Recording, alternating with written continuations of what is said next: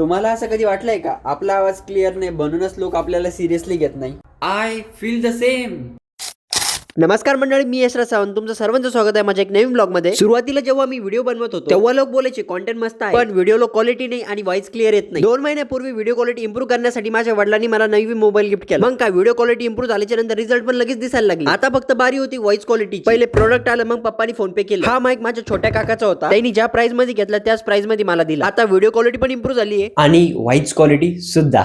आता content speed वाढणार, quality वाढणार, बिकॉज आवाज माझा, ओळख माझी, and I am unstoppable now. Me sweater घालून याच्यामुळे फिरतोय की थंडी खूप, सापसूप गारगार वारा लागत. तर चला मग माईकला अनबॉक्स करून बघूया त्याच्यामध्ये काय काय सापडतंय.